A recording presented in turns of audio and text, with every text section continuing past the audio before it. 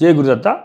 నమో నారసింహాయ నమః, వాగీశ్వర్యే నమో నమః, దక్షిణామూర్తయే నమః, హయగ్రీవాయ నమః, అస్మిన్ గురుపాదుకేభ్యో నమో నమః. మనం ఇప్పుడు ఒక వ్యక్తి జాతకం తెలుసుకోబోతున్నాం. తన పేరు మనం చెప్పట్లేదు కనుక మనం డైరెక్ట్గా తన డేట్ ఆఫ్ బర్త్ చెప్తున్నాము. తన జాతకరీత్యా ఎలా ఉండబోతుందో మీకు తెలుసుకుందాం. ఈ డేట్ ఆఫ్ బర్త్ ప్రకారం 14 అక్టోబర్ 1996 పుట్టాడు ఈ జాతకస్తుడు. ఈ పిల్లవాడు 10 గంటల 30 నిమిషాలు ఉదయం పూట పుట్టాడు. అది బోధనలో పుట్టాడు. ఈ పిల్లవాడి జాతకంలో ఎలా ఉండబోతుందంటే, ఈ మన జాతకం ప్రకారంగా స్వాతి నక్షత్రం తులారాశిలో పుట్టాడు. అంటే స్వాతి నక్షత్రం తులారాశి అంటే శుక్రస్థానంలో పుట్టాడు లెక్క. ఈ తులారాశి వారంటే శుక్రుడు ఇంట్లో పుట్టినట్టుగా తన సుఖభోగాలు ఉంటాయి, లగ్జరీ లైఫ్ ఎంజాయ్ చేయాలని ఈ శుక్రుడు ఎప్పుడు కోరుకుంటుంటాడు. కనుక ఈ శుక్రస్థానంలో పుట్టడం మంచిది. ఈ నక్షత్రం మంచి నక్షత్రం కింద లెక్క. స్వాతి నక్షత్రం వాళ్ళు మనస్సు చాలా మంచిదని భావన చేస్తుంటుంది. 4 పాదంలో పుట్టింది, తులారాశిలో ఉంది ఎగ్జాక్ట్లీ. అయితే మనం జాతక ప్రకారంగా వెళ్ళినట్లయితే ఈ జాతకము లగ్నం వృశ్చిక లగ్న జాతకం అంటాం. అంటే ఈ వృశ్చిక లగ్న జాతకం స్పెషల్ ఏంటంటే, వీరు ఆలోచన విధానం ఎంత లోతుగా ఉంటే మనం గ్రహించలేము.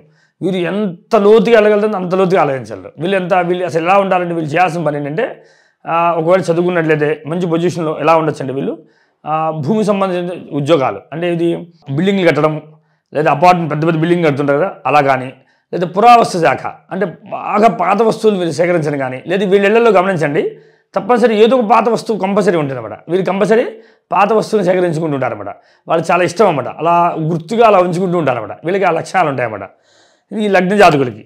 ఈ లగ్నము వృశ్చిక లగ్నం అయింది. వీళ్ళు డిపార్ట్మెంట్ ఎన్ని రకాలు చేయొచ్చు అంటే, పోలీస్ శాఖ వెళ్ళొచ్చు, మిలిటరీకి వెళ్ళొచ్చు, లేదా పురావస్తు శాఖ వెళ్ళొచ్చు, లేదా భూమి సంబంధ విషయాలైతే బిల్డింగ్ కట్టచ్చు, ఇంజనీరింగ్గా చదవచ్చు వీళ్ళకి, లేదా సాఫ్ట్వేర్ రంగాల్లో కూడా వెళ్ళచ్చు, లేదా జడ్జిగా వెళ్ళచ్చు, లాయర్గా రావచ్చు. వీళ్ళకి ఇన్ని అవకాశాలు ఉంటాయి.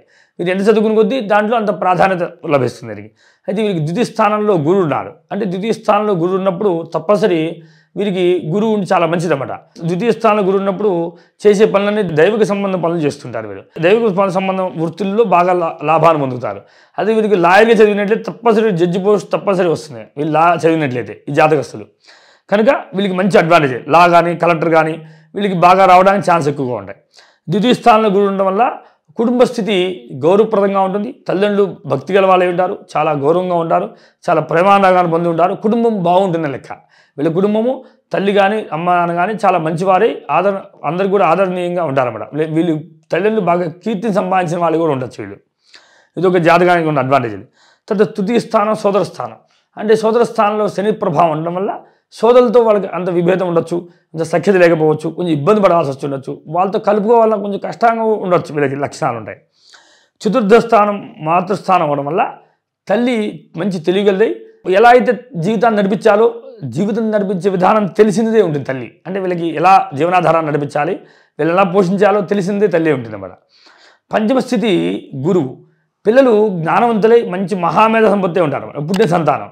కాకపోతే ఇక్కడ ఏమైంది, శని ఉండడం వల్ల ఏం జరుగుతుందంటే సంతానం కొంచెం బలహీనంగా పుట్టడము, లేదా లేట్ మ్యారేజ్ అవ్వడం కానీ, లేదంటే సంతానం మీద వీళ్ళకి అంత ప్రాధాన్యత లేకపోవడం కానీ, లేదా సంతానాన్ని పరుచుకోలేకపోవడం కానీ జరగడానికి ఎక్కువ అవకాశాలు ఉంటాయి. ఇందులో శని ఉండడం వల్ల ఒక రిమార్కు, అది కేతు కూడా ఉండడం వల్ల వాళ్ళ పట్ల అంత ప్రేమ లేకపోవడం కూడా చూపిస్తుంటుంది.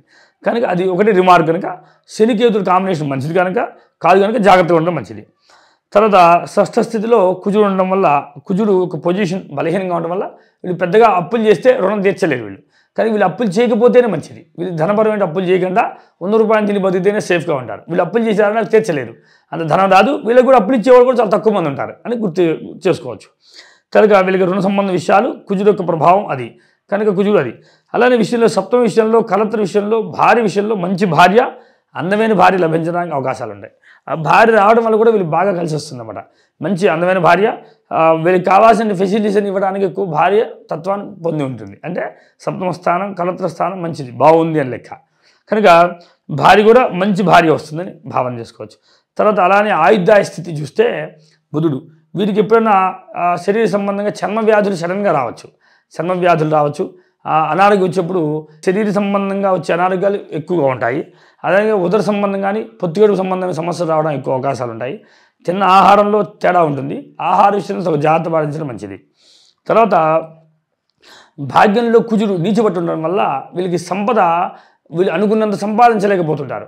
అంటే అసలు లెక్క వీళ్ళు ప్రొఫెషన్ అంటే హై లెవెల్ సంపాదించాలి. కానీ వీళ్ళు ఎంత సంపాదన ఉన్నా వాళ్ళకి ఏదో ఒక రుణంతో ఆ ధనం సరిపోక ఆ 100 రూపాయలు సరిపోతూ అడ్జస్ట్మెంట్ అవుతూ ఉంటుంది తప్ప అంత ధనాన్ని వీళ్ళు హై లెవెల్ సంపాదించాలనుకుంటారు. కానీ అది సంపాదించలేకపోవడానికి కుజుడు భాగ్యస్థితిలో బలహీనంగా ఉండడానికి చూపించింది అనమాట. అంటే వీళ్ళు ఎంత సంపాదించినా అక్కడ కట్ చేస్తూ ఉంటారు అనమాట. సగం సంపాదించేలోపు అది కట్ అయిపోతుంటుంది, దేనికి దానికి ఖర్చు అయిపోతుంటుంది అనమాట. ధనాన్ని సంపూర్ణంగా అనుభవించలేకపోతుంటారు ఈ కుజుడు భాగ్యంలో ఉండటం వల్ల.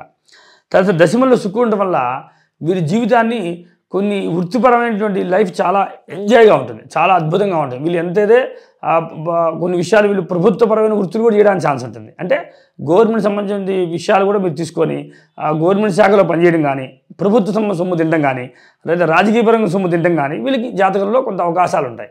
కనుక అక్కడ శుక్రుడు బలంగా ఉండడం వల్ల వీరు పొజిషన్ బాగుంటుందని చెప్పచ్చు. జాగ్రత్తగా కనుక ఈ సమయాన్ని వీళ్ళు జాగ్రత్త చూసుకోగలిగితే వీళ్ళు వృత్తిపరంగా అభివృద్ధి చేసుకోవచ్చు.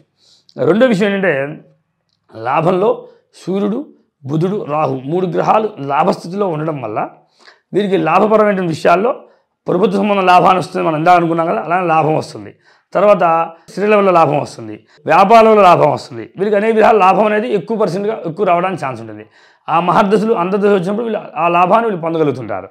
తర్వాత వ్యయంలో చంద్రుడు ఉన్నాడు అంటే భాగ్యాధిపతి. ఎంత సంపాదన చేసినా ఆ సంపాదన లాస్ట్ సమయానికి వచ్చేసరికి ధనమంతా కూడా సరిపోకపోవడానికి ఛాన్స్ ఉంటుంది. కనుక వీళ్ళు ఎంతవరకు వచ్చిన ధనాన్ని జాగ్రత్త పెట్టుకొని పక్కన పెట్టుకుంటే వీళ్ళు ఆ రూపాయిని సేవ్ చేసుకోగలుగుతారు. లేదంటే ధనమంతా కూడా వృధాగా నీలప్రాయంగా ఖర్చు అవ్వడానికి అవకాశాలు ఉంటాయి. కనుక ధన విషయంలో తగు జాగ్రత్త వహించడం మంచిది. ఏం చేయాలి ఇప్పుడు? చంద్రుడికి, శనికి, కేతువుకి లేదంటే శ్లోకం కానీ లేదంటే నామజపం కానీ చంద్రగ్రహాయ నమః, శనేశ్వరాయ నమః అని చదువుకున్నట్లయితే వృత్తి బాగుంటుంది, ఉన్నత స్థితిలోకి వెళ్ళడానికి అవకాశాలు ఉంటాయి. తద్వారా వీళ్ళు ఆనందాన్ని పొందగలుగుతారు. జయ గురుదేవ దత్త.